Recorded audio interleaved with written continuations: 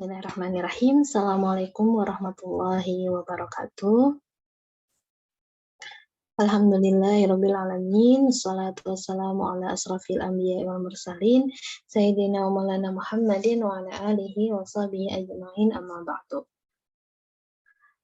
Untuk mengawali kelas asinkron kita pada siang hari ini, ya, kita buka dengan berdoa terlebih dahulu. Berdoa, saya persilahkan.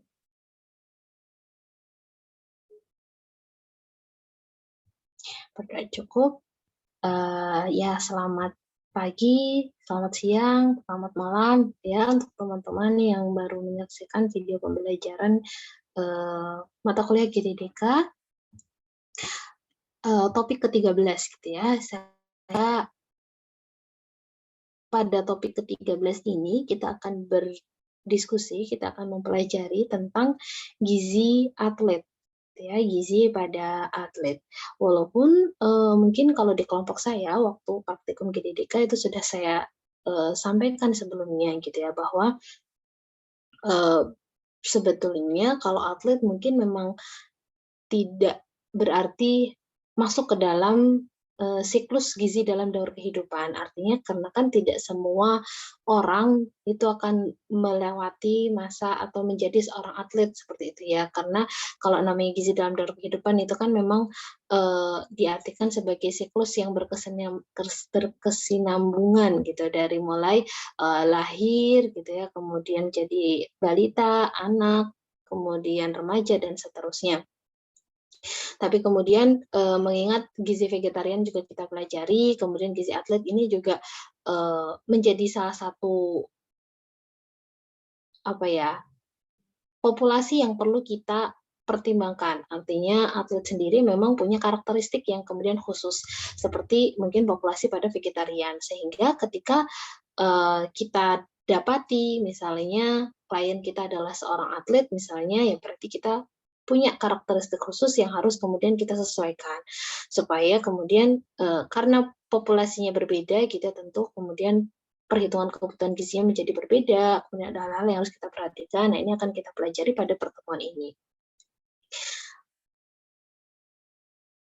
Ya, untuk gizi pada atlet, harapannya teman-teman mampu menjelaskan tentang atlet itu apa, kemudian jenis-jenis olahraga itu sebenarnya ada apa saja, sehingga itu kemudian menyesuaikan kebutuhan energi dari atlet yang misalnya sedang kita tangani.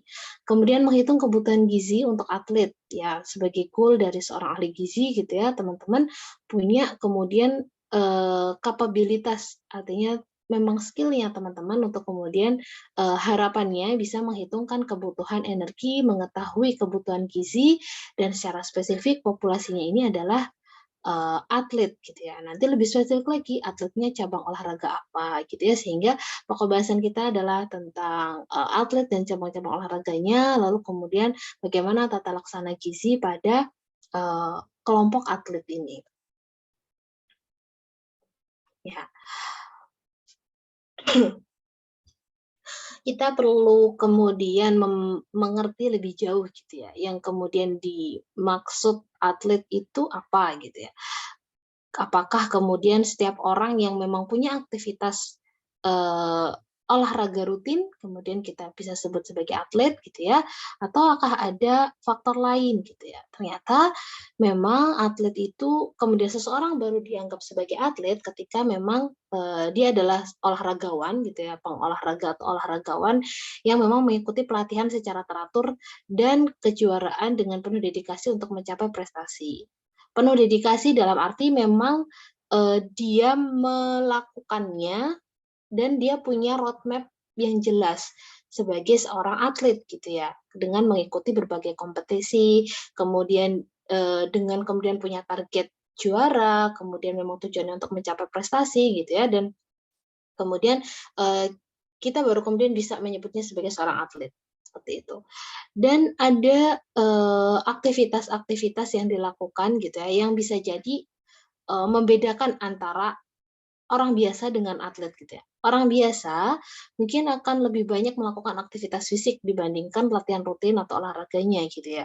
Aktivitas fisik karena yang dimaksud aktivitas fisik itu sangat luas gitu ya. Setiap gerakan tubuh kita yang dapat mengeluarkan energi, membakar kalori gitu ya, itu sudah disebut aktivitas fisik.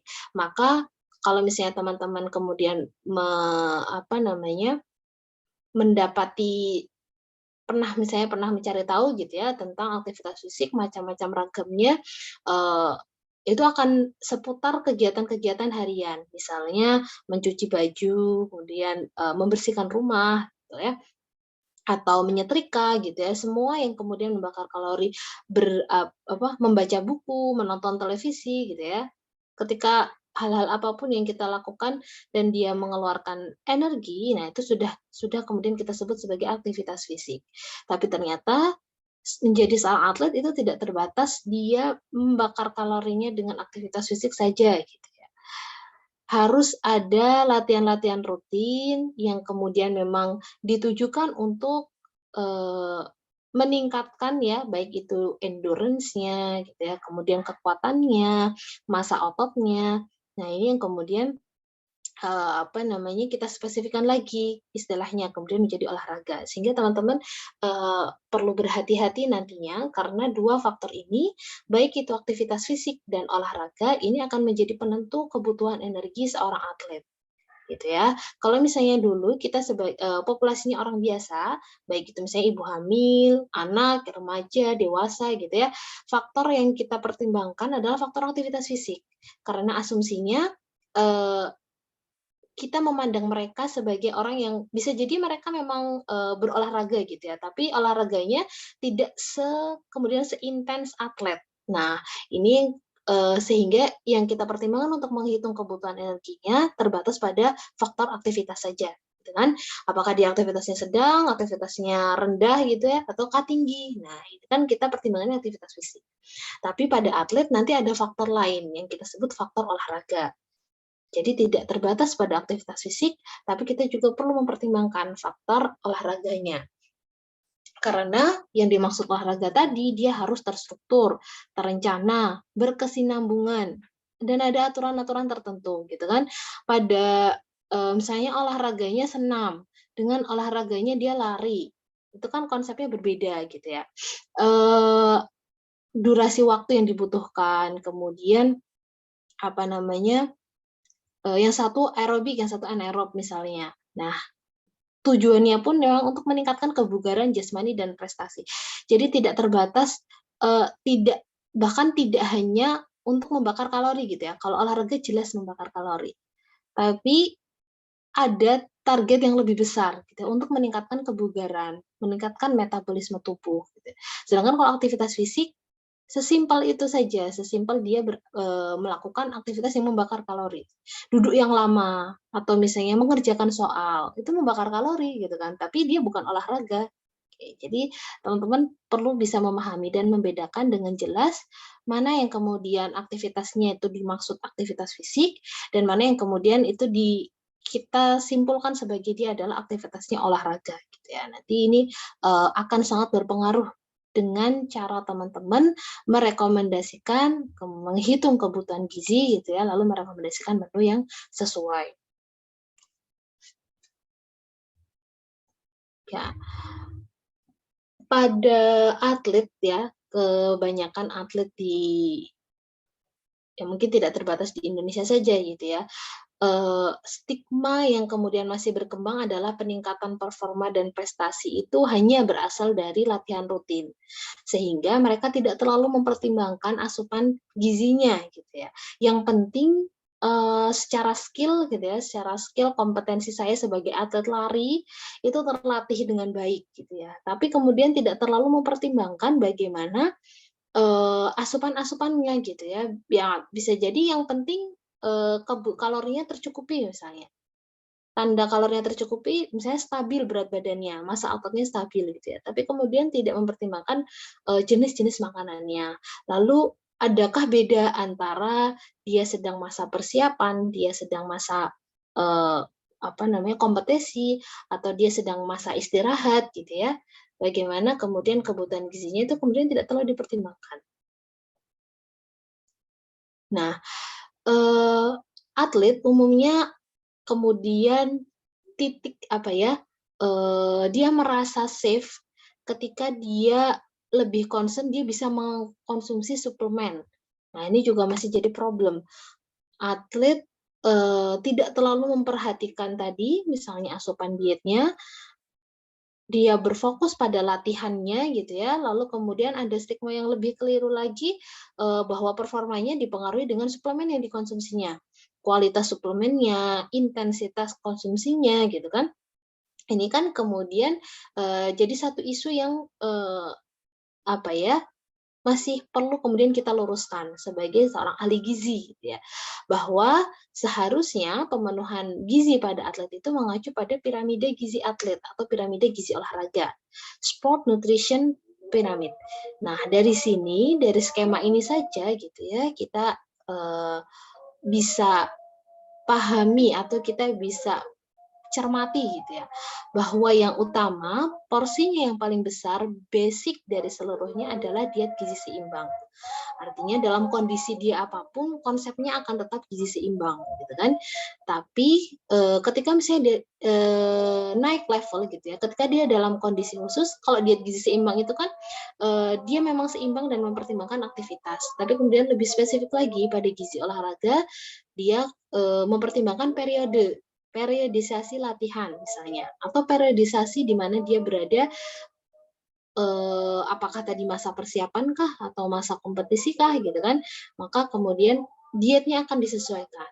Baru kemudian ketika dia memang terbukti gitu ya, atau memang terdiagnosa dia mengalami defisiensi zat gizi tertentu, dia membutuhkan suplementasi.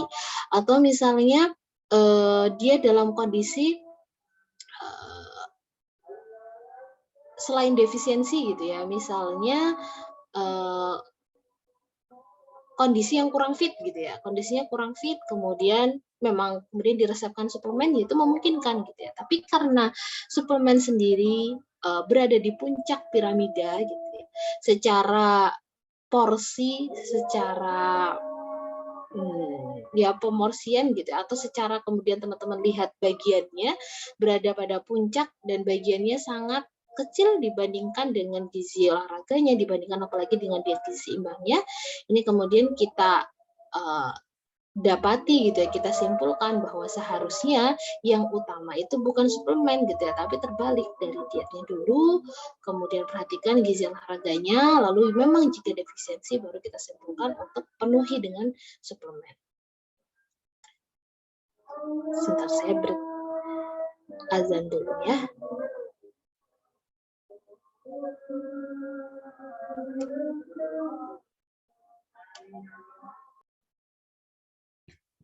Baik, kita lanjutkan.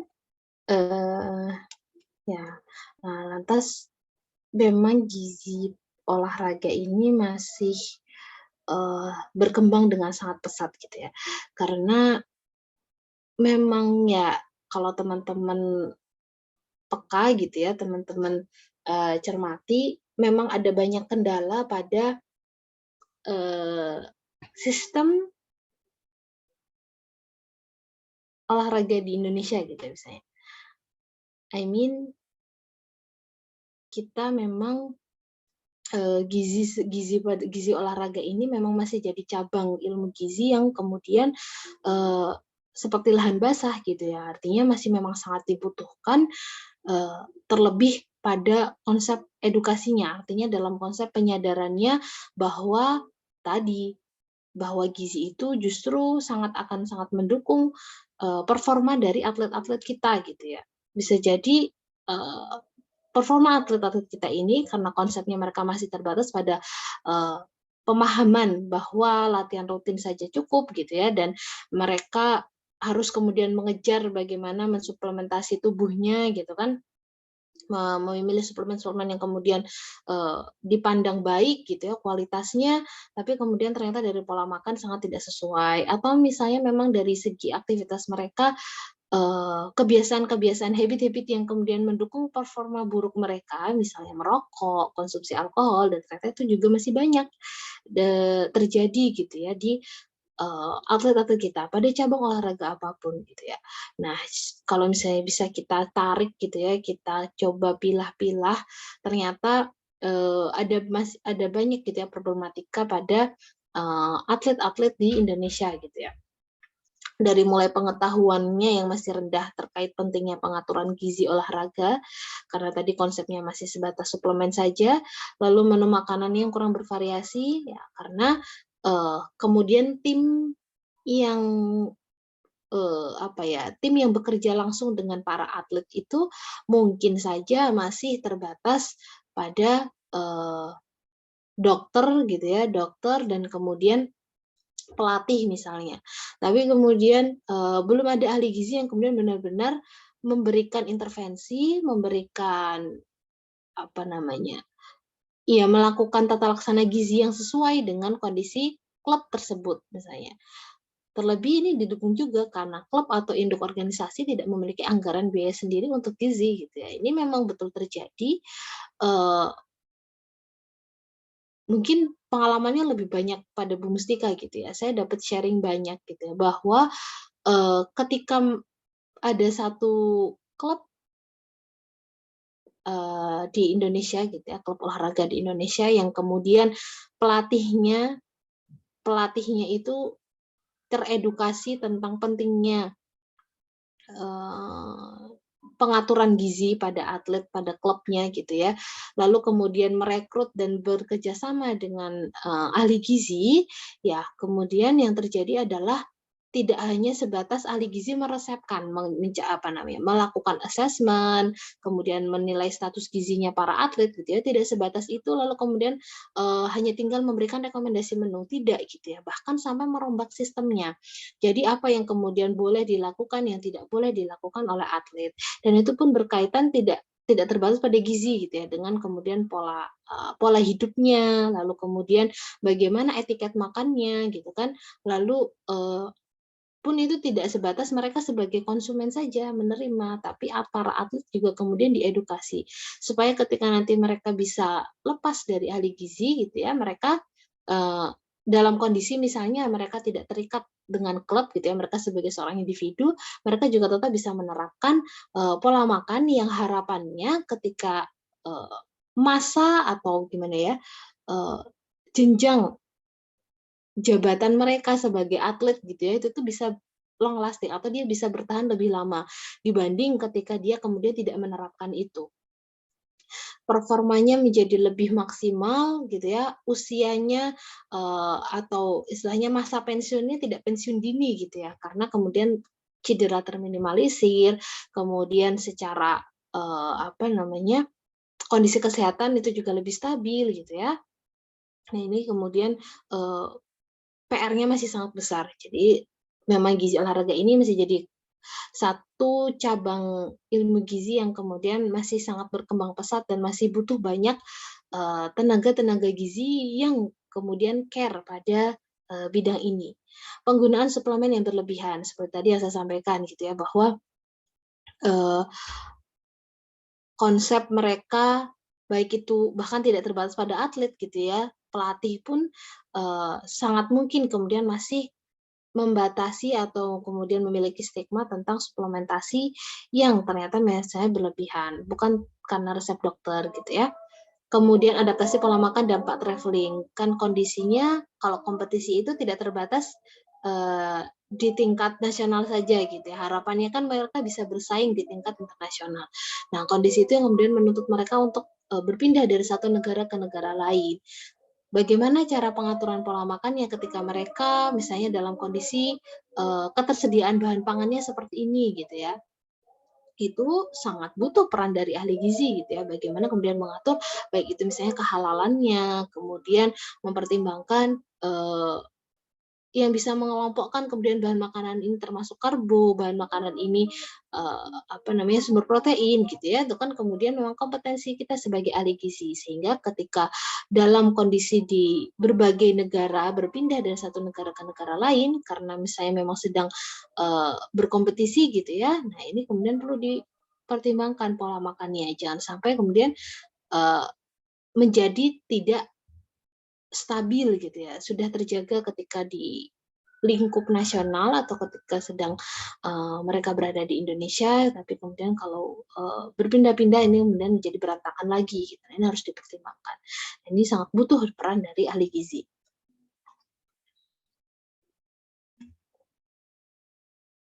Oke, kita masuk ke cabang-cabang olahraga.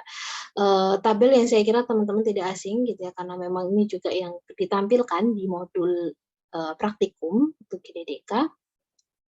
Dan membaginya menjadi sistem metabolisme gitu ya. Jadi sistem metabolismenya bisa terbagi menjadi 3, anaerobik, aerobik, dan atau kombinasi.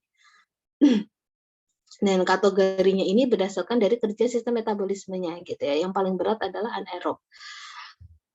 Sehingga contoh-contoh olahraganya pun memang olahraga-olahraga yang membutuhkan kekuatan yang sangat besar gitu ya. Angkat besi, lari sprint, kemudian bodybuilding, senam dengan alat, lompat jauh, dan seterusnya.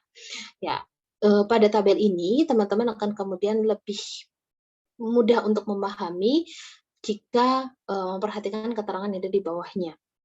Olahraga anaerobik atau lebih dikenal olahraga power gitu ya, kekuatan karena sistem kerja saraf dan ototnya itu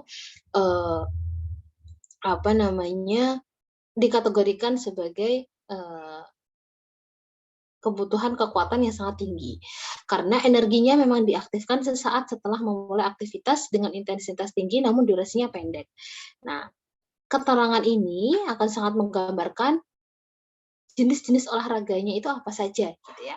Karena aktivitasnya ini memang intensitas tinggi, durasinya pendek ya. Kalau kemudian teman-teman cocokkan gitu ya dengan contoh olahraganya, angkat besi misalnya. Angkat besi itu kan tidak yang dilakukan 1 jam gitu ya. Dia memang dilakukan dalam durasi yang sangat singkat gitu ya. Durasinya sangat singkat, tapi tenaga yang dibutuhkan sangat besar. Gitu.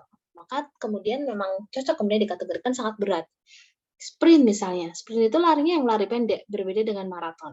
Larinya jangka pendek berarti dalam durasi yang sangat singkat itu harus ada apa ya kekuatannya itu berada pada puncak seperti itu. Nah kemudian ini yang nanti mengarahkan berarti tipe karbohidratnya harus yang seperti apa gitu ya. Kalau tipe karbohidratnya kompleks, nah nanti mereka lama mencernanya. Kalau lama mencernanya, akhirnya performa mereka untuk kemudian melakukan aktivitas yang tadinya tinggi durasinya pendek itu menjadi terkendala gitu kan. Berarti harus yang karbohidratnya sangat sederhana supaya nanti ketika masuk dikonsumsi sebelum kompetisi gitu ya, itu kemudian membantu mendukung mereka memberikan energi yang maksimal untuk melakukan aktivitas yang sangat berat tadi gitu ya. Kemudian olahraga aerobik atau endurance ya. Aerobik ini sifatnya berat gitu ya, tapi tidak seberat anaerob karena dalam praktiknya ya yang memang mereka intensitasnya itu memang tidak terlalu tinggi gitu ya, tapi durasinya panjang sehingga energinya itu diaktifkannya tidak cepat gitu. Jumlah energi yang dihasilkan justru lebih besar. Seperti contohnya maraton, lari jarak menengah gitu ya, renang di atas 400 meter, kemudian bersepeda jarak jauh gitu ya. Itu semuanya adalah jenis-jenis olahraga, cabang olahraga yang membutuhkan daya tahan tubuh yang kemudian besar gitu ya, endurance-nya harus baik seperti itu. Nah, berarti ini nanti tipe pemberian jenis-jenis makanannya yang seperti apa yang kemudian cocok untuk ketika mereka melakukan kompetisi. Nah, jadi pengelompokan cabang olahraga ini akan memudahkan teman-teman untuk menentukan, oh berarti sebelum kompetisi kita kasih tipe karbohidrat yang seperti ini. Oh berarti saat masa persiapan kita beri tipe karbohidrat yang seperti ini. Gitu ya. Kemudian olahraga aerobik anaerob atau kombinasi gitu ya, disebutnya lebih ke olahraga permainan gitu. Kategorinya paling rendah yaitu sedang. Jadi ini kombinasi antara kekuatan dan juga daya tahan sehingga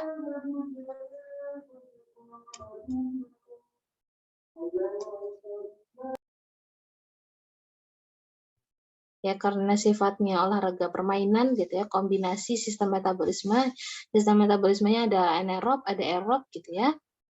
Maka ini merupakan kombinasi dari kekuatan dan juga daya tahan.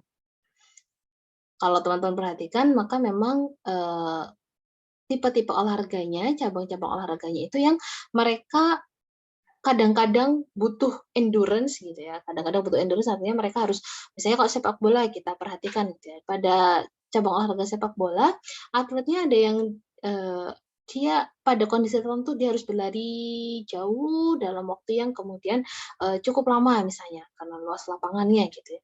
Tapi ada pada kondisi tertentu mereka harus punya apa ya, mengeluarkan kekuatan yang juga cukup tinggi gitu ya, dengan intensitas yang tinggi tapi durasinya pendek, misalnya menendang gitu. Ini kemudian, jadi sifatnya adalah kombinasi.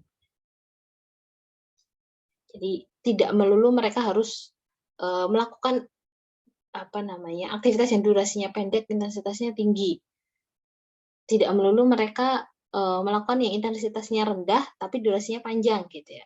Jadi itu harus kombinasi keduanya. Kan lebih lebih familiar dengan dikelompokkan sebagai olahraga permainan dan contoh-contohnya kemudian sesuai. Nah, supaya teman-teman lebih mudah memahami gitu ya, teman-teman, eee, cermati cabang-cabang olahraganya, sehingga kemudian teman-teman bisa mendefinisikan. Ketika angkat besi dikelompokkan dengan, bodybuilding, lompat jauh, tolak peluru gitu ya, apa yang kemudian spesifik atau apa yang kemudian mencirikan mereka menjadi satu cabang olahraga yang serupa gitu ya, adalah bahwa durasinya yang pendek, tapi butuh power yang tinggi, intensitasnya sangat tinggi. Nah, maka mereka dikelompokkan sebagai olahraga power, gitu kan. Kemudian, apa yang kemudian mencirikan maraton, lari jarak menengah, renang gitu ya, itu sebagai, satu satu cabang olahraga yang mirip gitu ya. Itu karena mereka durasinya panjang dan intensitasnya tapi rendah gitu ya, yang penting mereka stabil dan bisa menyelesaikan sampai akhir gitu kan. Ini, kita kenal berarti mereka butuh apa, daya tahan atau endurance gitu. Nah ini kemudian supaya mempermudah teman-teman tidak, belibet gitu ya, ini masuk yang kayak gimana sih gitu kan, supaya mempermudah teman-teman cermati juga bagian cabang-cabang olahraganya.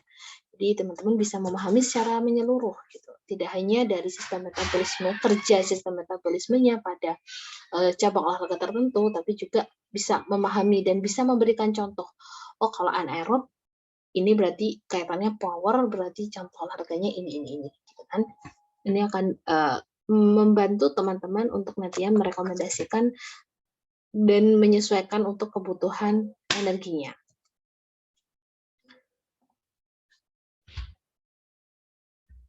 Nah, ketika teman-teman sudah memahami gitu ya, sudah bisa menentukan mereka termasuk cabang olahraga yang apa, mereka atlet atlet, olahraga apa, berarti misalnya mereka atlet atlet renang gitu ya, berarti mereka yang paling dibutuhkan adalah endurance-nya, karena mereka termasuk aerobik misalnya. Ini sehingga, eee, kita perlu mencari tahu juga gitu ya, kita perlu mendapatkan informasi, mendapatkan data tentang periodisasi latihan mereka. Ya, karena perbedaan atlet lagi-lagi dengan orang biasa gitu ya, mereka memiliki jadwal, eee, olahraga gitu ya, latihan yang memang sudah diprogram gitu ya. Kalau misalnya atlet renang, kemudian, periodisasi latihan mereka seperti apa, akan berbeda dengan atlet, angkat besi dan lain sebagainya. Periodisasi latihan ini maksudnya adalah tahapan latihan yang dimulai dengan cara mengatur isi latihannya, jadwal latihannya, intensitasnya seberapa, volumenya bagaimana, densitas latihannya. Sehingga terbentuklah ini memang, kompetensi dari seorang, pelatih gitu ya. Jadi, maka tadi saya sampaikan teman-teman butuh datanya saja supaya teman-teman bisa menyesuaikan.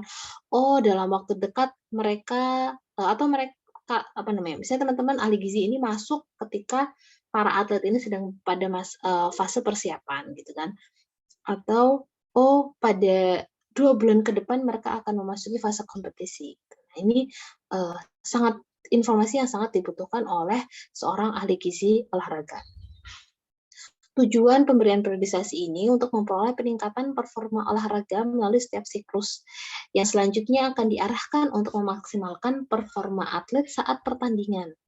Ya, goal-nya adalah untuk memaksimalkan performa atlet saat pertandingan berlangsung. Nah, untuk periodisasi latihan ini dibagi menjadi 3, dari mulai siklus makro atau jangka panjang, ini siklus tahunan gitu ya. Jadi, saya visualisasikan dalam diagram seperti ini supaya memudahkan teman-teman gitu ya. Yang dimaksud siklus makro itu artinya jangka panjang, 1 tahun ke depan, eee, apa namanya, misalnya periodenya tahunan gitu ya. Jadi selama 1 tahun, mereka akan kemudian melakukan apa saja gitu. Tapi kemudian, ada siklus yang sifatnya pertengahan atau siklus meso. Pertengahan ini breakdown dari siklus panjangnya atau siklus makronya gitu ya. Jadi ter-breakdown menjadi fase-fase tertentu. Karena kan dalam setahun, nggak bisa ya ngawang gitu aja targetnya misalnya, apa namanya, atlet yang misalnya baru masuk, ini target tahun depan mereka sebagai, misalnya sudah punya kompetensi ini gitu ya. Lalu target itu bisa dipenuhi ketika di-breakdown lagi menjadi beberapa fase-fase dalam, siklus meso. Di siklus meso nanti bisa terbagi jadi 4 fase, fase persiapan, fase taper, fase kompetisi, dan fase istirahat. Pem-breakdown-an ini, akan memudahkan pelatih untuk kemudian menyesuaikan mereka, sudah apa namanya, sudah sebelum memasuki fase.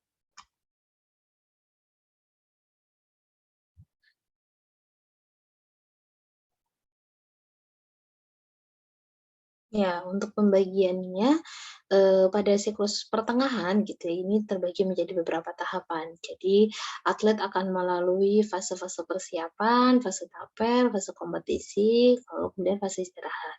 Mereka ada karakteristik tertentu pada setiap fase. Ketika atlet memasuki fase persiapan gitu ya, persiapan ini bisa lagi dibagi jadi 2, fase persiapan umum, bisa juga fase persiapan khusus. Umum ini artinya setiap cabang olahraga ini memang melakukan, persiapan yang tidak jauh berbeda gitu ya. Kalau yang khusus, dia sudah terspesifikasi persiapannya memang, skill yang kemudian dibutuhkan oleh cabang olahraga tertentu. Artinya, berbeda antara satu cabang dengan cabang yang lain. Kemudian pada fase persiapan ini, volume dan intensitasnya yang dilakukan atlet itu akan sangat tinggi aktivitas latihannya. Jadi volumenya tinggi artinya mereka padat dengan jadwal latihan gitu ya pada fase persiapan. Mereka padat dengan jadwal latihan, kemudian, apa namanya, ada jadwal gitu ya misalnya di hari ini latihan apa, besok latihan apa gitu ya, yang membantu mendukung kompetensi mereka pada cabang olahraga yang terkait. Sedangkan pada fase taper, ini saya gambarkan kotaknya berbeda panjangnya, itu untuk memudahkan teman-teman bahwa, durasinya juga berbeda gitu ya. Tidak kemudian fase persiapan itu sama dengan masa fase taper, kompetisi, dan lain-lain. Tapi fase taper ini cenderung dia lebih singkat, mungkin maksimal hanya sekitar 4 minggu. Dan sifatnya dia diletakkan sebelum kompetisi karena memang dia merupakan fase yang sangat dekat atau fase persiapan untuk kompetisi gitu ya. Istilahnya taper untuk membedakan dengan fase persiapan. Karena mereka dalam kondisi tidak sedang menghadapi kompetisi, mereka tetap harus melakukan latihan. Nah, ini disebut fase persiapan gitu ya. Tapi ketika persiapannya itu lebih dekat dengan kompetisi dan memang tujuannya adalah untuk menghadapi kompetisi yang akan datang, ini disebut sebagai mereka pada masa fase atau mereka pada fase taper itu tadi. Nah, pada fase ini justru volume latihan mereka tidak boleh tinggi gitu. Jadi mereka sudah ada penurunan volume latihan, volumenya rendah tapi intensitasnya tinggi gitu ya. Volume rendah artinya mereka tidak sepadat ketika mereka sedang pada fase persiapan. Jadwal latihannya, apa yang kemudian apa namanya, olahraga yang mereka lakukan, aktivitasnya gitu, itu tidak sepadat ketika mereka pada fase persiapan. Mereka memang justru tidak dianjurkan untuk memiliki intensitas latihan yang sangat tinggi, karena mereka sedang menghadapi satu kompetisi gitu ya. Sehingga ini dikhususkan atau dispesifikkan atau dijadikan satu fase tersendiri gitu ya. Ketika, eee, klub, organisasi gitu ya, cabang olahraga tertentu sedang akan menghadapi fase kompetisi. Lalu di fase kompetisi ya ini, teman-teman mudah memahaminya gitu ya, ya artinya ketika mereka sedang pada masa, berkompetisi gitu, memang sedang pada, periode-periode kejuaraan gitu ya. Turnamen-turnamen yang memang ada jadwal rutinnya gitu ya, misalnya. Ini mereka pada fase kompetisi, kemudian, di fase istirahat, ya artinya mereka, ada masanya gitu ya. Kemudian mereka setelah panjang melalui kompetisi, mereka akan memiliki waktu yang cukup untuk kemudian memang harus tubuhnya diistirahatkan, dipulihkan, dan pada masa ini volume dan intensitas latihan akan sangat rendah gitu ya, karena mereka tujuannya memang untuk kemudian memulihkan performanya, mereka harus kemudian diistirahatkan dengan, durasi waktu yang sudah ditentukan juga. Nanti mereka masuk lagi fase persiapan, lalu fase taper dan seterusnya. Artinya itu akan menjadi siklus yang berulang, ya, siklus meso atau pertengahan. Pada siklus meso atau pertengahan ini akan di-breakdown lagi menjadi siklus jangka pendek. Jangka pendek artinya latihan hari pertama misalnya untuk daya tahan, untuk endurance. Kemudian di hari kedua itu untuk meningkatkan power gitu ya. Hari ketiga latihan kecepatan gitu ya, dan seterusnya. Jadi ini lebih ter-breakdown lagi menjadi daily uh, activity-nya mereka gitu ya. Latihan apa yang mereka butuhkan dalam, durasi atau dalam siklus jangka yang lebih pendek lagi. Makanya ini kemudian di-breakdown dengan kotak-kotak kecil gitu ya. Nah, ini yang kemudian disebut periodisasi latihan. Saya kira cukup mudah untuk teman-teman memahaminya gitu ya. Artinya setiap cabang olahraga itu akan kemudian memiliki, eee, periode-periode yang spesifik. Ya, dan ini akan sangat mempengaruhi, eee, kebutuhan energi mereka, ya, karena mereka berbeda dengan populasi pada umumnya, sehingga periode tempat di mana kita memberikan atau mengintervensi mereka dengan kebutuhan nutrisi, kebutuhan zat gizi, ini sangat penting kita ketahui. Nah, karena ada periodisasi latihan, kita juga perlu mempertimbangkan periodisasi gizi. Artinya, periodisasi latihan menjadi tanggung jawabnya pelatih gitu ya. Tapi kita perlu tahu dan kita akan diinformasikan sebagai ahli gizi klub tertentu misalnya. Lalu ketika kita sudah kemudian dapati gambaran gitu ya di apa yang kemudian periode apa yang akan dilalui mereka gitu ya, kita punya pegangan, nah kita akan kemudian menyusun periodisasi gizi. Nah, ini tugasnya teman-teman sebagai ahli gizi, klub tersebut gitu ya. Penata laksanaan gizi selama masa periodisasi. Tujuannya untuk mendukung latihan fisik pada atlet. Jadi, eee penanggung jawab dari pembuatan periodisasi gizi ini adalah teman-teman sebagai ahli gizi gitu. Jadi menyesuaikan pada siklus makro atau jangka panjang gitu ya. Tujuan kita adalah untuk mengefisiensi metabolisme, radikal bebas atau mengurangi radikal bebas sebagai dampak dari aktivitas fisik yang sangat tinggi gitu ya, sehingga nanti bisa berdampak pada inflamasi, sehingga ini adalah goal dari siklus makro. Artinya sepanjang siklus makro tadi kan sifatnya jangka panjang gitu ya. Jadi goal jangka panjangnya adalah kita mendukung latihan fisik mereka dengan menjaga stabilitas metabolismenya, menurunkan efek radikal bebasnya gitu ya, dan membantu mensupport antiinflamasi. Nah, pada siklus ketika di-breakdown dalam siklus meso, kita juga perlu kemudian menyesuaikan tujuan dari pemberian atau tata laksana gizinya. Misalnya pada fase persiapan dan pertandingan, itu kita, yang perlu kita perhatikan adalah waktu pemberian makannya misalnya, kemudian kualitas dan kuantitas zat gizi makro. Ini juga tentu, kemampuan teman-teman gitu ya, untuk kemudian menentukan, misalnya pada satu klub sepak bola, mereka yang jadi gelandang dan mereka yang jadi kiper gitu ya, itu akan punya kebutuhan zat gizi yang berbeda. Tidak melulu karena mereka sebagai atlet sepak bola kita samakan gitu ya. Tidak, ternyata tergantung mereka ini job desk-nya apa gitu ya, di lapangan mereka sebagai apa. Dan tentukan pola latihan mereka juga berbeda gitu ya, sehingga ini perlu kita sesuaikan. Pada masa-masa persiapan, mereka memiliki latihan fisik yang sudah terjadwal gitu ya, lalu pemberian dietnya harus seperti apa. Tidak hanya mempertimbangkan zat gizi makro, zat gizi mikro dan juga cairan menjadi penting juga gitu ya. Ketika mereka mengalami defisiensi akan mempengaruhi performa juga gitu ya, yang pada akhirnya nanti kemudian sampai dianjurkan suplementasi misalnya. Nah, sedangkan pada masa transisi itu disebut juga fase istirahat tadi, goal-nya adalah untuk manajemen berat badan. Jangan sampai terlena dengan kondisi mereka tidak ada aktivitas atau tidak ada latihan rutin, mereka, misalnya jadi pola makannya juga berantakan gitu ya, sehingga mereka mengalami kenaikan berat badan gitu ya. Nanti akan menyulitkan ketika mereka memasuki fase, kembali ke fase persiapan lagi seperti itu. Harus ada maintaining, berat badannya gitu ya. Ini jadi goal pada saat mereka, berada pada fase transisi. Kemudian pada siklus mikro artinya ini yang lebih terspesifikkan lagi gitu ya. Tipe karbohidratnya seperti apa, frekuensi pemberiannya bagaimana. Lalu pada masa pertandingan, kontrol pemberian karbohidratnya harus bagaimana. Kayak tadi misalnya, mereka sama-sama pada masa kompetisi, tapi cabang olahraga ini sifatnya dia power gitu ya. Jadi berarti tipe karbohidratnya harus yang sederhana misalnya. Dan sebaliknya. Kemudian pada saat transisi kontrol asupan gitu ya, untuk kemudian tadi goal-nya adalah manajemen berat badan.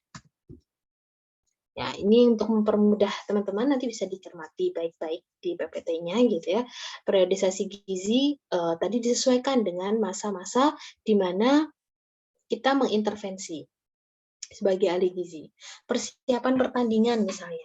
Di periode dari awal misalnya persiapan pertandingan, pre-season gitu ya. Kebutuhan asupan zat gizi makro secara umum ini perlu menyesuaikan dengan kondisi dari atlet yang kita tangani. Apakah dia perlu penurunan berat badan ataukah tanpa penurunan berat badan. Nanti menyesuaikan jumlah karbohidrat, protein, dan lemaknya.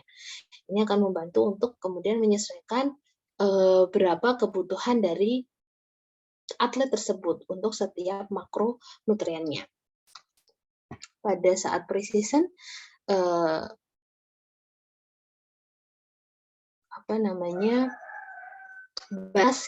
batas untuk kemudian mempermudah atau rentang batas untuk jumlah asupan karbohidrat, protein, dan lemaknya adalah sekian. Nah, ini lebih spesifik lagi gitu ya, berdasarkan tahapan. Walaupun mereka pada masa pre-season atau sebelum pertandingan gitu ya, mereka ada tahapan-tahapannya lagi gitu ya di dalam masa pre-season tadi atau di dalam masa sebelum pertandingan tadi. Diberikan lagi sebelum, saat, dan setelah gitu ya. Untuk pemberiannya nanti berbeda. Kalau misalnya mereka sebelum latihan, berarti diberikan 1-4 jam sebelum latihan untuk pemberian makanannya gitu ya, karbohidratnya. Tinggi protein akan diberikan apabila ada latihan strength. Seperti tadi yang saya sampaikan, bisa jadi hari ini mereka latihannya endurance, besok mereka latihannya strength. Nanti berarti pemberiannya sifatnya sangat harian gitu kan. Sangat kebutuhan mereka sangat bisa berbeda dari hari yang satu dengan hari yang lain, tergantung tipe latihannya. Nah, ini bisa teman-teman cermati nanti lebih detail gitu ya.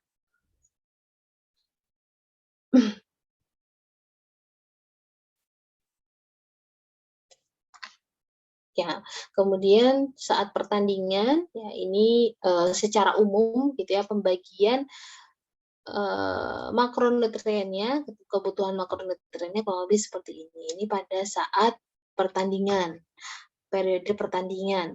Ya, pada periode pertandingan juga dibagi lagi sebelum pertandingannya, misalnya saat pertandingannya atau setelahnya.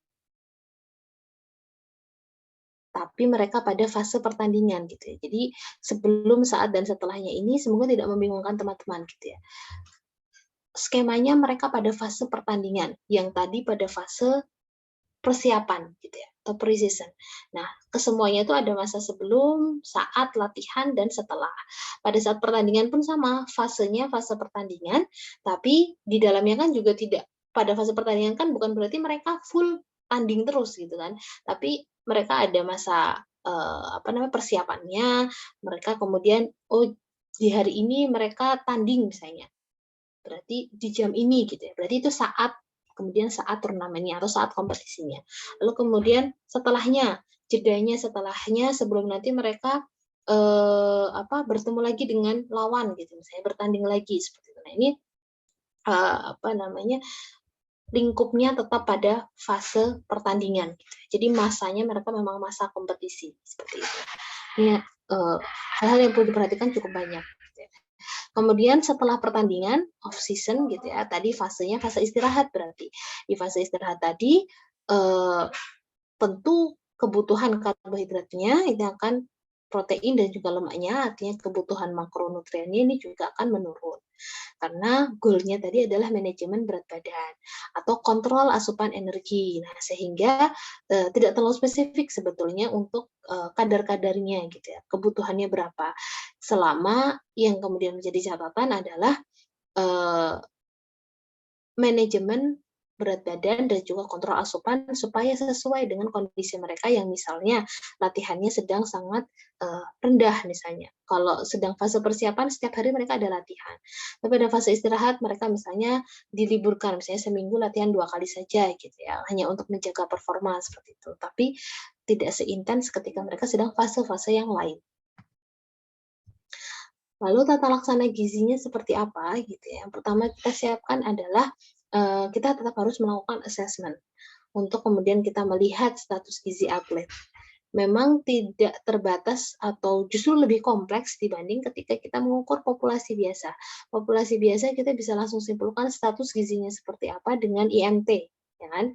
Tapi kalau pada atlet ada banyak pengukuran yang sebaiknya kita maksimalkan, yaitu misalnya persen lemak tubuhnya, massa ototnya, gitu ya, pemenuhan asupan harian, ya kita lakukan recall, kita evaluasi, apakah yang kita resepkan tadi dipenuhi semua, dimakan semua, gitu ya. Kalau tidak, misalnya adakah tambahan di luar yang diresepkan ahli gizi, ini kita evaluasi. Status hidrasinya seperti apa, gitu ya. Makanya kalau atlet itu ada bahwa mereka melakukan penimbangan berat badan sebelum dan setelah latihan. Itu mereka pasti mengontrol itu. Karena untuk membantu menjaga status hidrasi mereka. Ketika mereka sebelum latihan beratnya misalnya 60, lalu kemudian setelah latihan berkurangnya 1 sampai 2 kilo misalnya. Oke, masih aman gitu ya. Tapi kalau lebih dari itu akan berisiko gitu ya. Berarti mereka tidak kemudian menjaga status hidrasi ketika masa latihan tadi. Mereka kehilangan cairan yang terlalu tinggi.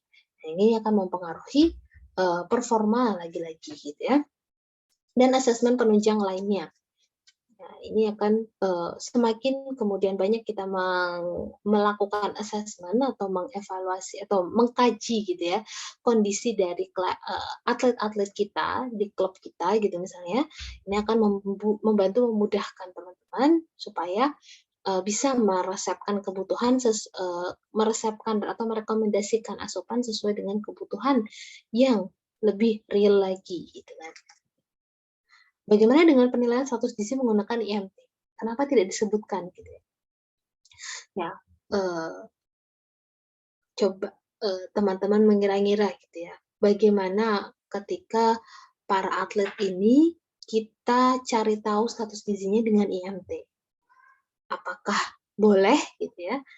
Nah, ternyata kalau kita coba kemudian menilai status gizi mereka dari IMT, ya, ada sebuah studi yang menunjukkan ketika mereka mencari tahu status gizi pemain klub sepak bola kampus gitu ya, artinya mereka ya klub sepak bola di levelnya kampus gitu misalnya di UNIF gitu ya. Variasi IMT mereka berkisar antara 23,8 sampai 33,1. quarterback ini tadi saya kalau kita sinkron, saya mau tanya sama teman-teman yang cowok gitu ya. Quarterback itu yang kayak gimana? Saya cari tahu maksudnya agak kurang nangkep gitu ya. Kalau nggak salah apa namanya kalau quarterback itu berarti ya daerah belakang gitu ya. Apa sih saya juga kurang tahu lah. Teman-teman mungkin lebih paham gitu ya. Quarterback sama offensive lineman ini kayak penyerang atau gelandangnya gitu misalnya. Nah, dari mereka yang satu klub saja IMT mereka bervariasi sekali. Dan kalau teman-teman cermati angkanya, 23,8 sampai 33,1 ini kan berarti kalau kita apa namanya ya?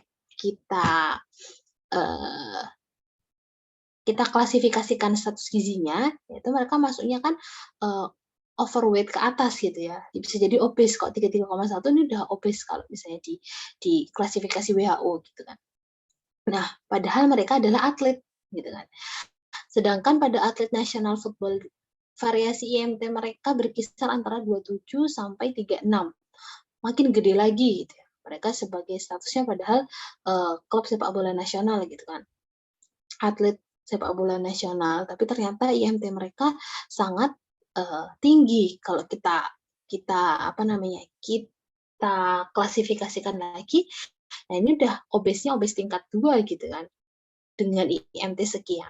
Nah, ini yang kemudian perlu jadi perhatian teman-teman sebagai ahli gizi, bahwa tidak bisa semua atlet itu kita cari tahu IMT-nya. Apalagi atlet-atlet yang sifatnya dia bodybuilding misalnya, yang dia binaragawan gitu ya. Kalau mereka kita cari tahu IMT-nya, jelas pasti mereka punya IMT yang tergolong obesitas gitu. Padahal sebetulnya ya tidak, karena mereka memang apa namanya?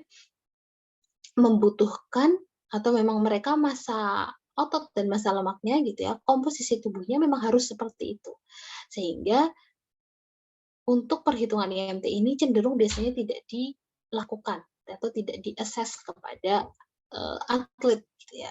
Maka tadi saya sampaikan di awal, biasanya assessment-nya seputar mengetahui persen lemaknya, massa ototnya seberapa besar gitu ya, pemenuhan asupan hariannya bagaimana, evaluasi biokimianya misalnya kadar kolesterolnya, kadar asam uratnya, kemudian kadar gula darahnya. Nah, ini apa yang kemudian lebih diarahkan untuk kita lakukan ketika mengakses para atlet. Gitu ya. Jadi semoga bisa dipahami gitu ya. Karena kalau tadi akan bias hasilnya gitu. Mereka padahal atlet yang statusnya membutuhkan berat badan yang seperti itu, dan bisa jadi mereka punya berat badan yang tinggi bukan karena massa lemaknya tinggi, tapi karena massa ototnya yang tinggi. Jadi mereka tidak pas untuk kita cari tahu status gizinya dengan cara mengetahui IMT. Gitu. Nah, tetap kita sudah melakukan assessment dulu supaya kita tahu kondisi dari atlet kita, lalu kemudian setelah itu kita cari tahu BMR-nya. Ya. Basal metabolic rate, di sini kita cari tahu kebutuhannya dalam kondisi dia tidak beraktivitas gitu ya. Pendekatannya ada banyak, bisa dengan rumus Harris Benedict, ya, itu dibolehkan, teman-teman bisa mencari tahunya dengan BMR-nya dengan rumus ini, ya yang sudah familiar lah gitu ya. Kemudian bisa dengan cara FAO atau WHO, di sini berdasarkan kelompok umur. Jadi disesuaikan. Apakah atlet kita misalnya berusia 20 tahun, ya berarti pada rentang ini. Dia seorang laki-laki misalnya. Berarti di sini berat badannya berapa dikalikan konstanta yang ada dan dijumlahkan. Nanti akan kita dapati berapa BMR-nya. Nah, ini untuk referensi cara lain selain rumus Harris Benedict untuk perhitungan BMR. Ada lagi yang lebih spesifik dari rumus Burke. Di sini spesifik lagi berdasarkan jenis kelamin gitu ya, disendirikan juga, lalu bergantung dengan berat badan. Ya, jadi misalnya ada atlet sepak bola beratnya 60 kilo, usianya 20 tahun, ya berarti langsung ketemu BMR-nya 1589. Kalau yang FAO tadi kan kita harus menghitung gitu ya, menyesuaikan berapa berat badannya, dan itu sangat bisa variatif. Tapi kalau di sini kan ya nanti tergantung ya, kalau misalnya dia 57 misalnya. Kalau 57 terus masuk yang mana, Bu? Gitu kan ya. Kita akan lebih dekat ke 55 gitu ya, sehingga akan lebih bisa dimasukkan di BMR-nya yang ini. Jadi cut off-nya selisihnya 5 kilo gitu ya. Tapi kalau mau lebih detail atau lebih spesifik, berarti teman-teman pakai yang cara FAO WHO atau pakai yang rumus Harris Benedict. Ini juga bisa. Artinya sebetulnya ini rumus yang tetap ini kok, tetap apa namanya, terstandarisasi atau tetap tervalidasi gitu ya. Jadi selisihnya pun tidak akan jauh. Ini bisa untuk mencari tahu BMR. Setelah teman-teman tahu berapa BMR-nya, lalu teman-teman lanjutkan dengan mencari tahu SDA-nya. Ya, SDA-nya ini sudah teman-teman pelajari ya di populasi-populasi yang lain ya, biasa 10% dari BMR. Nanti dapat BMR berapa, SDA-nya berapa, dijumlahkan. Nah, ketika sudah dijumlahkan, lalu akan teman-teman apa yang harus teman-teman lakukan selanjutnya adalah mencari tahu aktivitas fisiknya. Aktivitas fisik seperti yang tadi saya sampaikan di awal, kenapa teman-teman harus paham konsepnya, beda antara aktivitas fisik dengan olahraga, supaya teman-teman tidak kebingungan menentukan gitu ya. Aktivitas fisik itu yang seperti apa. Nah, aktivitas fisik ini ternyata aktivitas harian mereka di luar latihan fisik. Jadi kalau misalnya mereka itu tidak melakukan di luar, kita bayangkan mereka tidak melakukan latihan gitu ya, mereka itu tingkat aktivitasnya seperti apa. Tapi saya kira memang tidak, akan sangat sedikit yang sifatnya istirahat di tempat tidur gitu ya. Mereka mungkin akan cenderung bekerja ringan, ringan sedang, atau berat gitu misalnya. Nah, ini tinggal dispesifikan. Ini juga menurut Burke gitu ya, referensinya.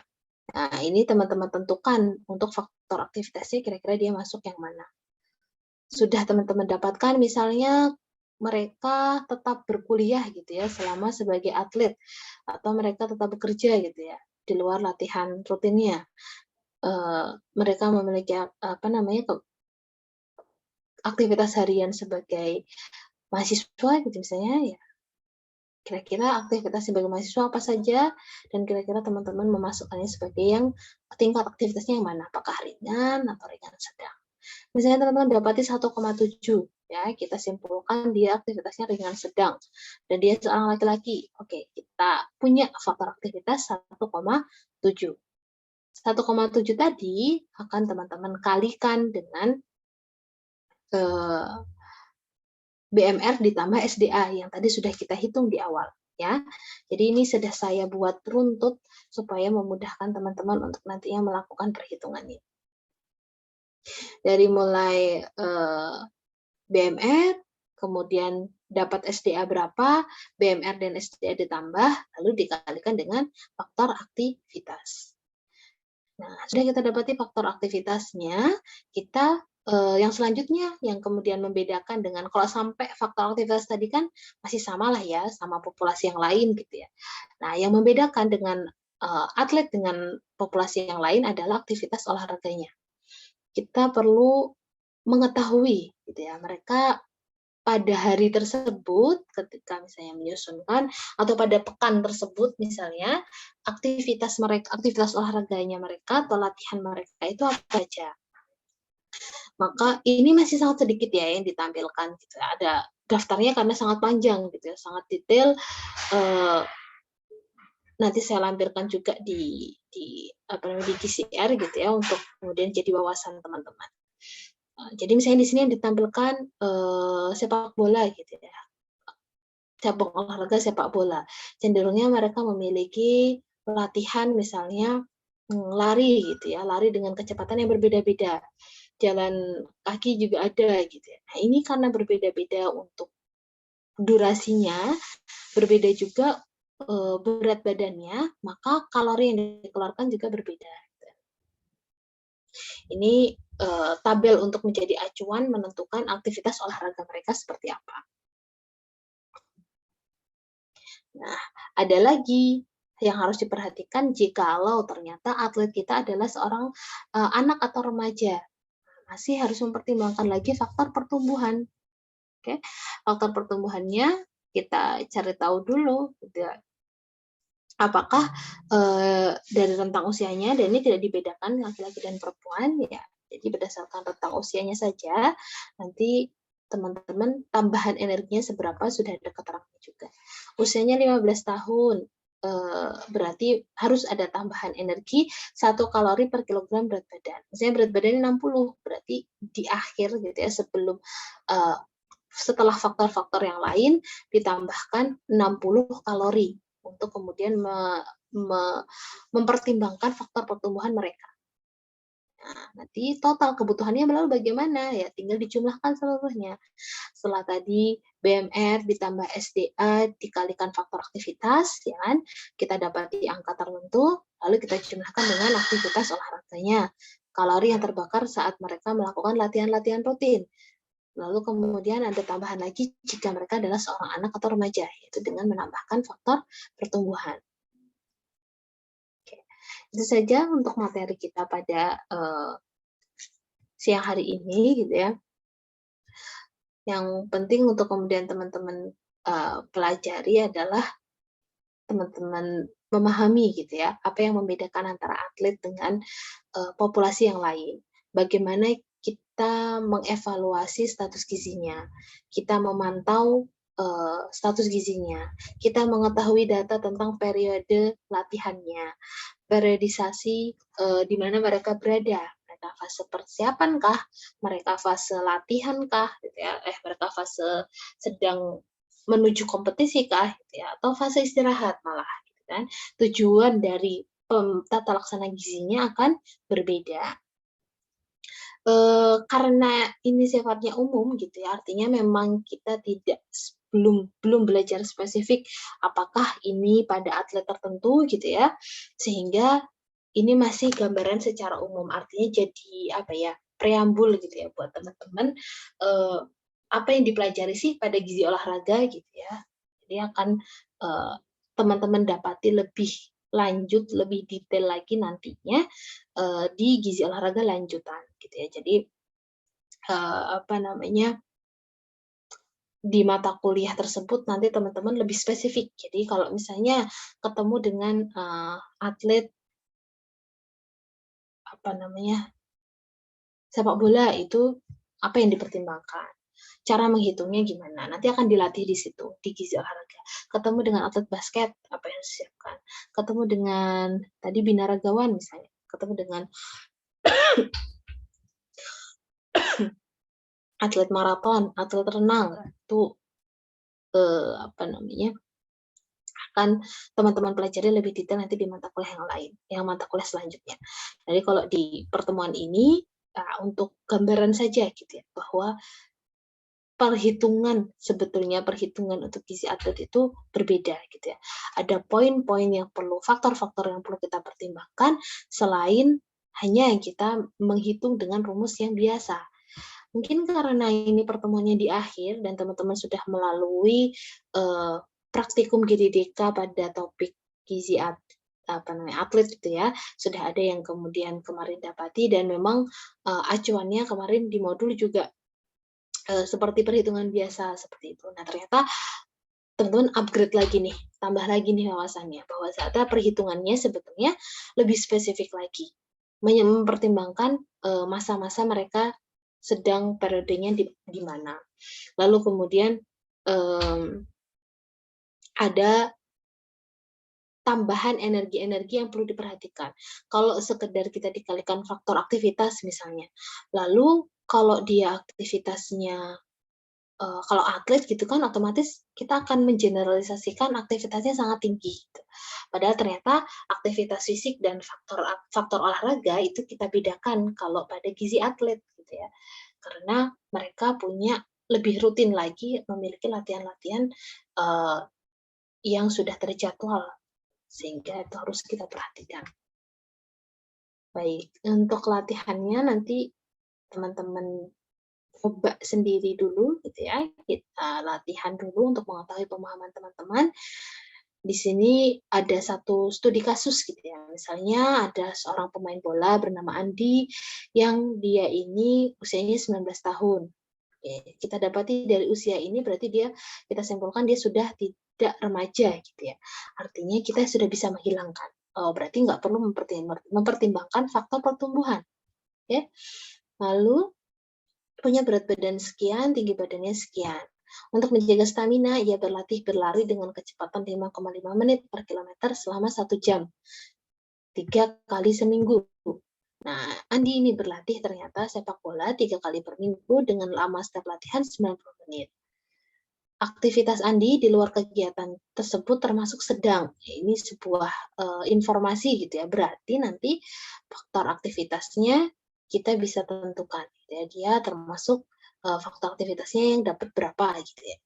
Nah, lalu ya goalnya adalah berapa kebutuhan energi Andi setiap harinya.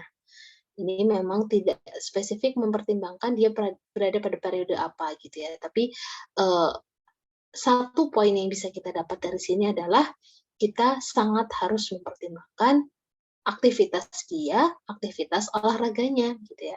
Kita butuh informasi yang sangat detail tentang latihan-latihannya. Ya, apakah dia berlatih apa? Oh, ternyata berlatih berlari, kecepatannya sekian selama 1 jam misalnya. Durasinya berapa lama? Durasinya 1 jam, intensitasnya 3 kali seminggu. Oke.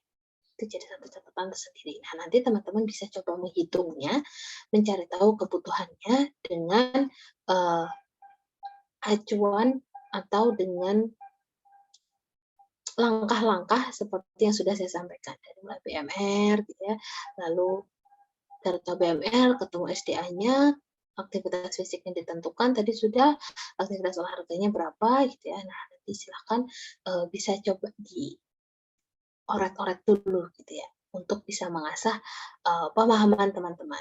Saya sudah lampirkan untuk kunci jawabannya juga. Jadi nanti ini sifatnya latihannya mandiri, jadi tidak perlu dikumpulkan. Silahkan sebelum mendapati jawabannya, teman-teman pastikan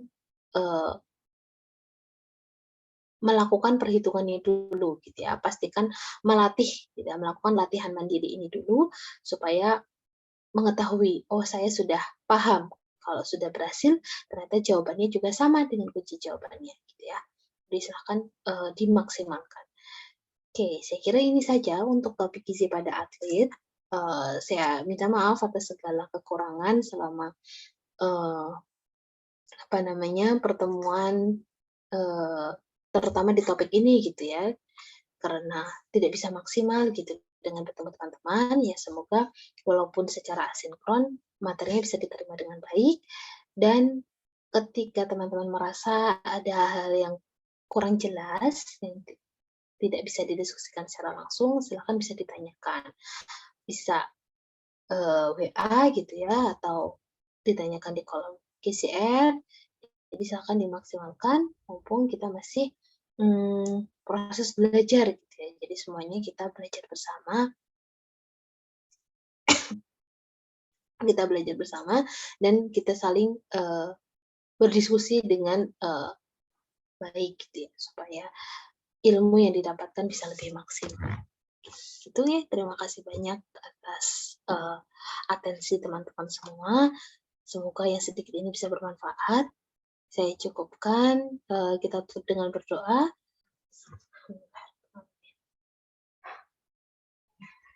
Oke, saya cukupkan. Mohon maaf segala kekurangan gitu ya. Kalau saya ada yang baik, ya ambil yang baiknya saja. Terima kasih. Assalamualaikum warahmatullahi wabarakatuh.